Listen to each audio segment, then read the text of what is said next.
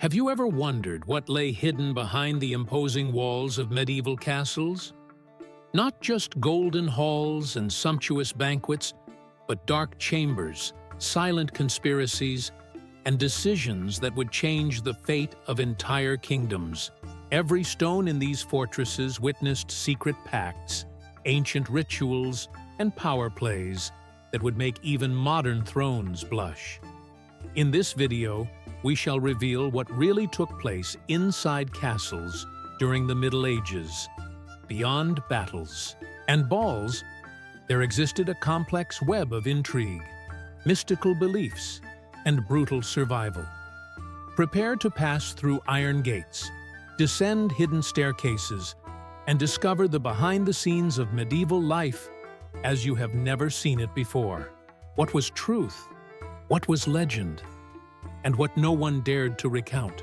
When one thinks of a medieval castle, many immediately picture a king in majestic attire, seated on a golden throne, surrounded by counselors and courtly ladies.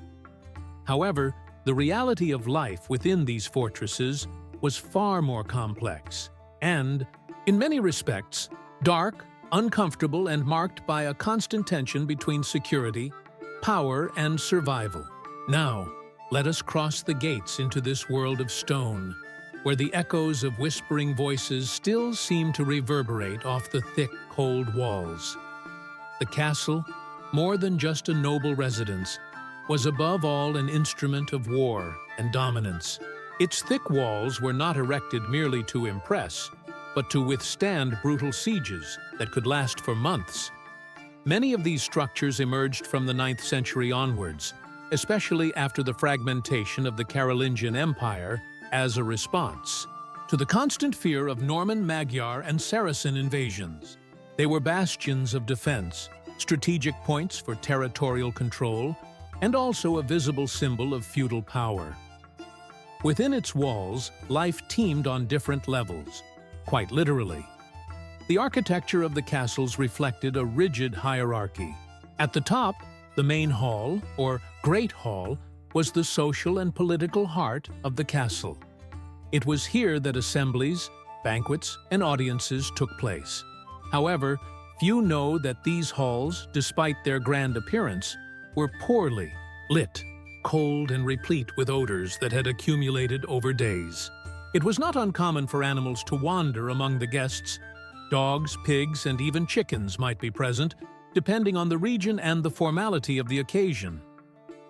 During banquets, which many imagine as brimming with delicacies and abundance, the reality was more modest and dictated by the season. Meat was common, yes, but generally salted or smoked for preservation, and fresh fruits and vegetables were seasonal. Curiously, it was considered rather unrefined to eat with a fork, an implement that would only become popular in Western Europe much later. Eating with one's hands was the norm, albeit with a specific protocol. Only 3 fingers could be used, in a gesture that combined practicality with etiquette. Yet it was in the dungeons beneath the castles that the most disturbing secrets were hidden. The dungeons, often associated with instruments of torture and muffled screams, varied greatly according to the local lord. In some castles, they were merely storerooms or improvised spaces, whereas in others, especially in the castles of inquisitors, or those involved in religious wars, they became true scenes of horror. The Inquisition, which flourished from the 13th century onwards, utilized many of these spaces to interrogate and punish those accused of heresy. Supposed witches, Cathars, Templars, all could meet their end there, often without a fair trial. Yet the hidden life of the castles was not only about punishment. There were also spaces dedicated to healing and spirituality. Private chapels, carefully decorated with frescoes and reliquaries, hosted daily masses and constant prayers. The PD figure of the chaplain was central, not only as a spiritual guide, but also as a political advisor and, in certain cases, the keeper of secrets that should never be revealed. Faith permeated every decision. From battles to matrimonial alliances, from condemnations to celebrations, and it was common to consult relics or interpret celestial signs before making important decisions. Speaking of spirituality, we must touch on a darker aspect that was extremely present in the medieval imagination: mysticism. Many noble families kept small grimoires, manuscripts containing prayers and mystical formulas that blended theology with astrology, medicine, and even alchemy in secret. It was common for a physician-astrologer to be present in the castle, whose role was not limited to physical health, but also encompassed the prediction of events and the spiritual protection of the feudal family. Some records mention the presence of enchantments carved into the stones of the castle, or hidden beneath its foundations to ensure protection against invaders or curses.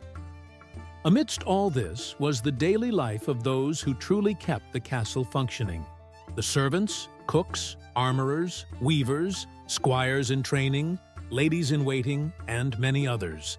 The castle was a veritable walled city.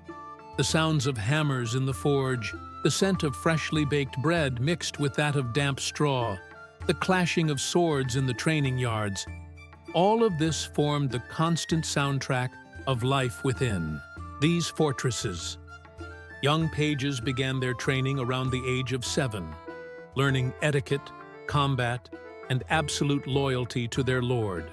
Many would never achieve the status of a knight, but all knew that within the walls, every movement was observed, every mistake recorded. And let us not forget the women, often depicted as passive figures in romances and chronicles, yet whose influence within the castles was profound. The lady of the castle, especially in her husband's absence during military campaigns, assumed crucial roles in the administration of the lands, the mediation of local disputes, and even military leadership during sieges. Moreover, she organized domestic life, supervised the staff, and, not infrequently, mediated political alliances through networks of kinship and influence.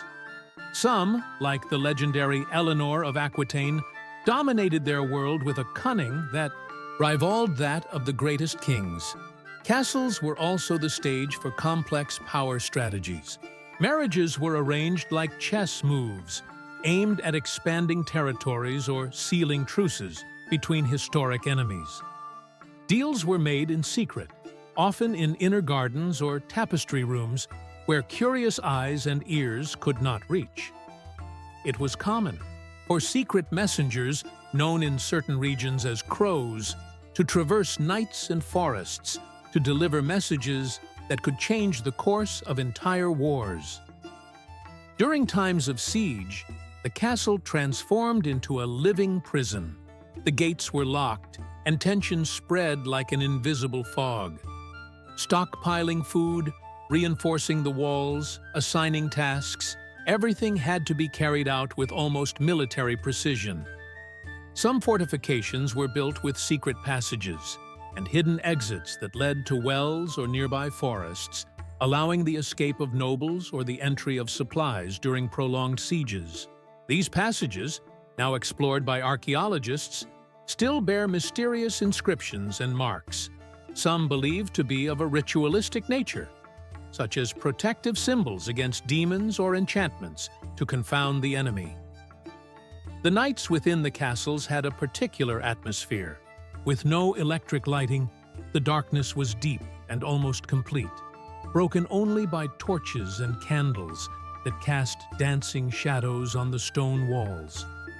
It was in this setting that ghost stories emerged, tales of apparitions of knights slain in battle or of former lords who, having committed heinous betrayals, never found rest.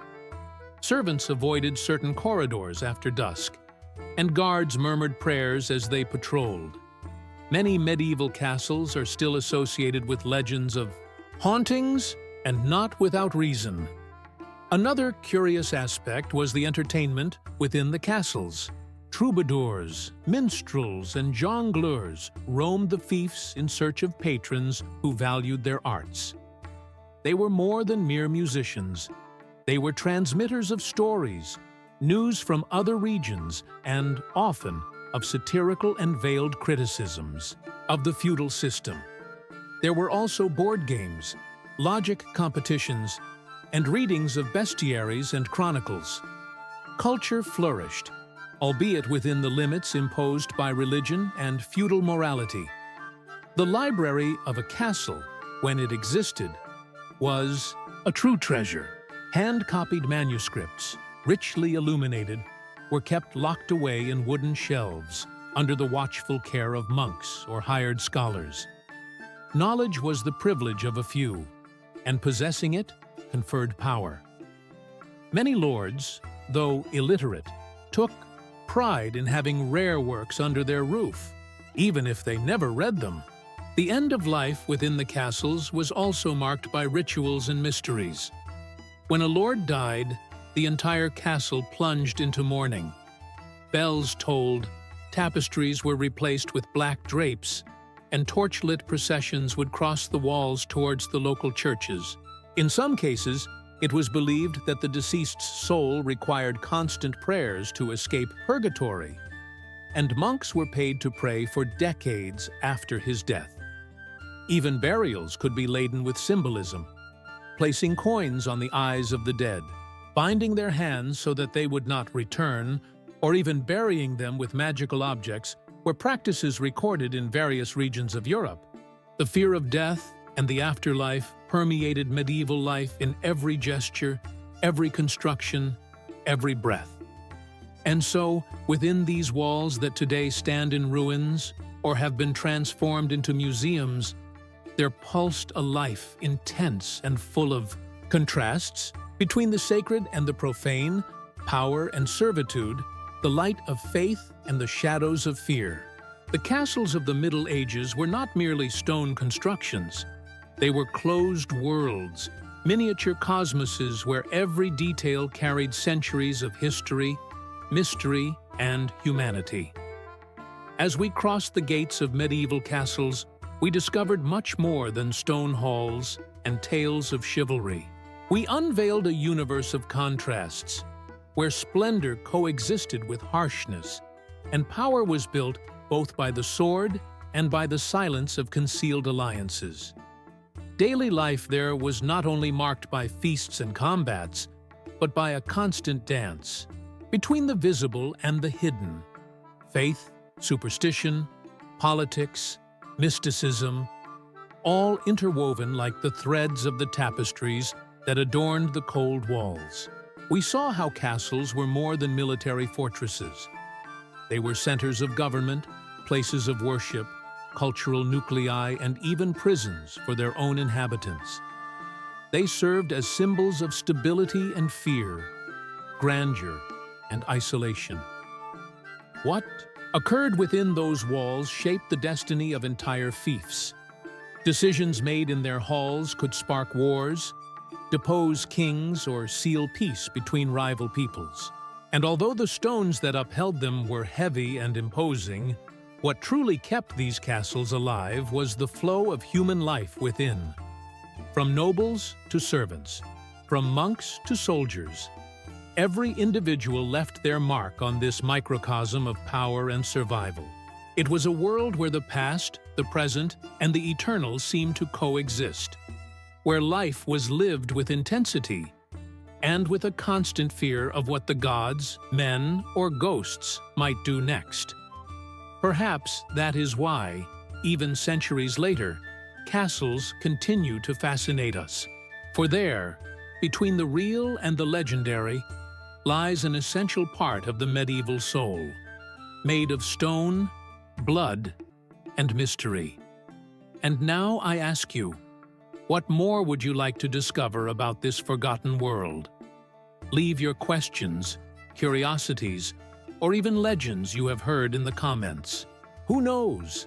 In the next video, your question might be the key that opens yet another gate of history. See you on the next journey. Until then, may the winds of time blow in your favor.